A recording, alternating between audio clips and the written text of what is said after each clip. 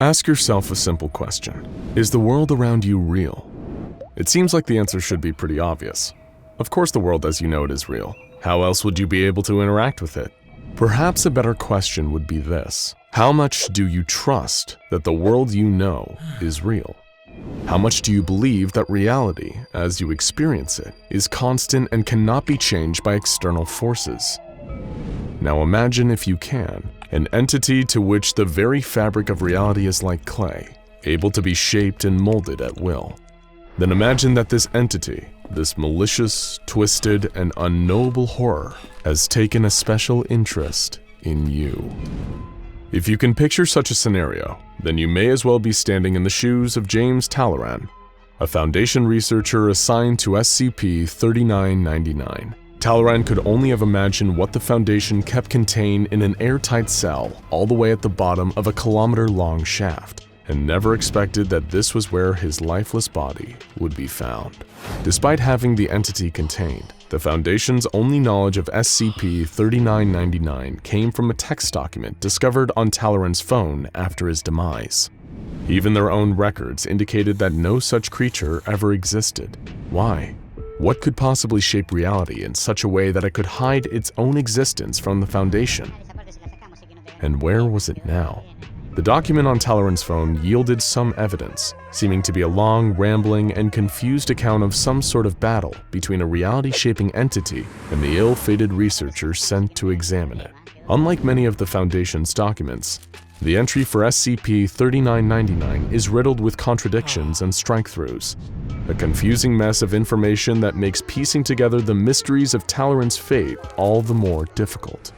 Beneath the strange formatting and uncertainty surrounding SCP-3999 lies the tale of one man's torture for the amusement of an impossibly powerful and eternally sadistic creature. Based on the information available, it appears that SCP-3999 was fixated on Talloran. Upon his arrival to the entity's cell, the researcher had no idea how long he would spend in the company of SCP-3999, or that he would never emerge alive. Many SCPs contained by the Foundation require their own specially made prisons in order to hold them and maintain the safety of Foundation staff as well as the outside world.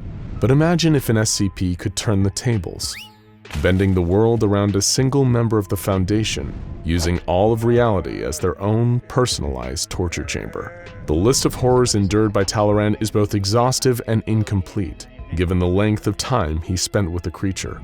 Shortly after James Talloran was assigned to Site-11A, where SCP-3999 was contained, the entity was somehow able to breach containment and began to twist the world around it in the name of a singular, cruel objective: the torture of James Talloran. The creature, while having no physical description, possessed the capability to cause either a CK-class reality restructuring event or a ZK-class end-of-reality event. SCP-3999 was somehow able to both destroy reality itself while simultaneously rebuilding it around its prisoner, Researcher Talloran. Every creature, person, and machination that SCP-3999 created was done so with the express intention of making Talloran suffer horribly, over the course of millions of years, according to the researcher's own writings. The exact details of how SCP-3999 tortured Talloran are littered throughout the document he was found with, but it is apparent that the entity was able to use its reality-altering abilities to continually revive the man after killing him as a way to prolong his pain.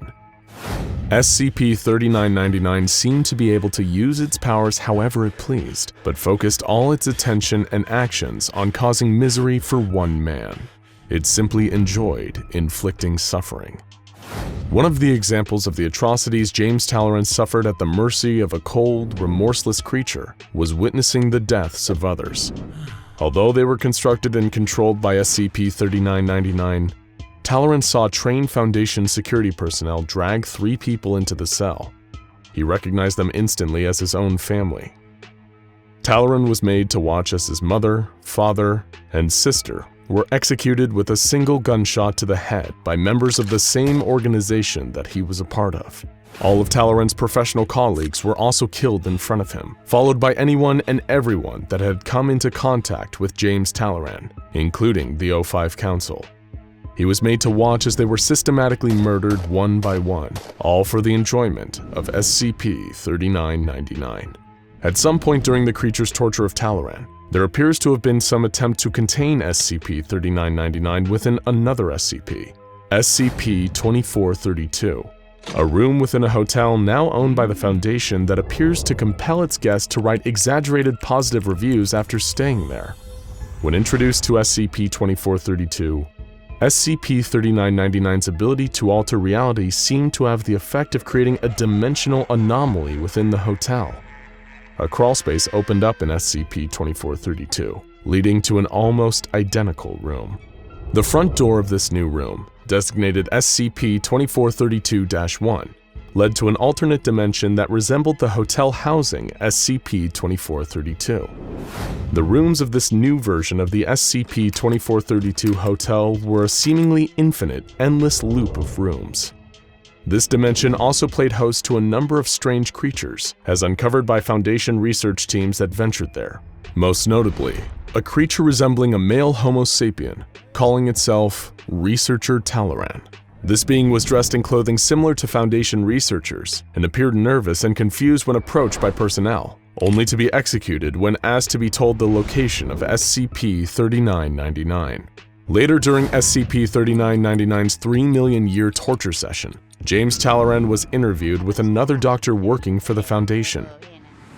The interviewing doctor had no recollection of Talloran's assignment to SCP-3999, and both James's involvement with the Foundation and the very existence of SCP-3999 were expunged from the Foundation's database. As Talloran desperately tried to rationalize what was happening to him, he told the interviewer, "I have trouble focusing on things now. I just feel a lot of unease. It's like reality has started to feel less real, if that makes sense." Shortly after, he attempted to ask the doctor for his name and for him to identify which of the Foundation sites they were at. In response, the doctor emitted a strange noise from his mouth, confusing Talloran. "That's not a name. You just made a noise with your mouth," the researcher replied. "Why am I thinking of redactions? How can a word be redacted like that in a normal conversation?" Following this, the floor beneath James Talloran's feet disappeared, and he was swallowed by darkness, as SCP-3999 continued bending reality to make him suffer. What followed were multiple failed attempts from Talloran to either escape from the entity or nullify its abilities to warp reality. SCP-3999 had, at a later point, trapped Talloran in a stage play version of its cell.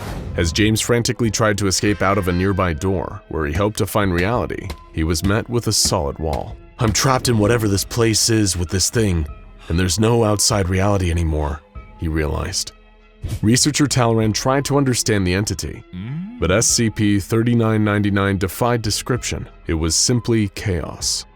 In his desperation, Talloran was able to dig a tiny hole in the floor through which he could see a light. Filled with thoughts of his beloved family, his colleagues, and the rest of the world that had once existed, he opened the hole wider.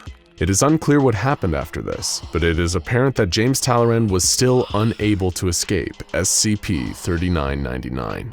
However, as the situations he found himself in grew increasingly strange, James Talloran was able to take greater control of his predicament. This is evidenced in the Foundation's document regarding SCP-3999. Researcher Talloran cannot be contained by this. Researcher Talloran will fight his way back. Researcher Talloran will recontain SCP-3999. This torture had gone on long enough, and researcher James Talloran was determined to be free of the creature that had taken such sick pleasure in his pain. Talloran at one point was able to subdue SCP-3999, although it is initially unclear how he accomplished this. There were several attempts made to contain the entity, using a recursive joke, a melon, the graves of American crime novelist Robert B. Parker, or an O5 council member, and a roach motel. It is believed that every single one of these attempts failed. Attempting to beat the creature at its own game, Talloran tried to turn SCP-3999's reality-altering powers against it by imagining the entity as something easier to subdue. These included several moldy blankets, a murderous penguin, and a pillow. Eventually, Talloran was able to contain SCP-3999 with the aid of 48 trained containment personnel, all of whom were also Researcher Talloran. During this time, a conversation between the two were partially recorded, although any dialogue from SCP-3999 suffered from data corruption. Claiming to finally be in charge and in control of the situation, Talloran interrogated SCP-3999, berating the creature for keeping him prisoner. "You can't frighten me anymore. For the first million years of nonsensical containment procedures and tortures and dream logic, it was the worst pain I had ever felt, but I survived. For the second million years, it was still the hardest thing I had ever done, but I survived.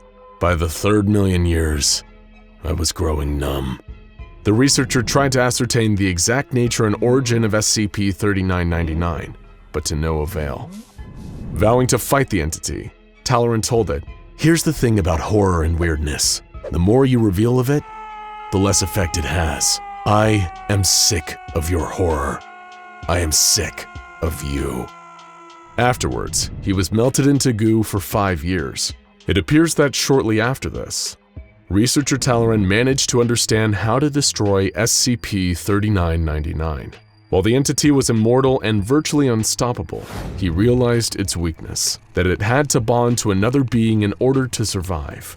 Upon discovering this, Talloran took his own life, causing all that SCP-3999 had done to disappear.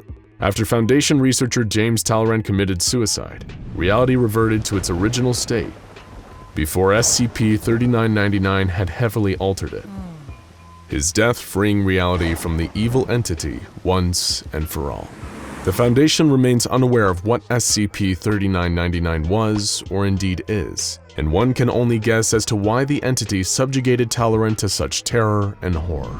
What made this powerful reality bender hold such a perverse fixation on one man? Some have likened the creature to a horror writer, continually subjugating a character to all manner of nightmares before deciding to redraft and try something new. Whatever it was, SCP-3999 carries with it a warning that reality isn't always as it seems. Check out SCP-5000, the suit, and SCP-106, the old man, for more horrifying tales from the SCP Foundation.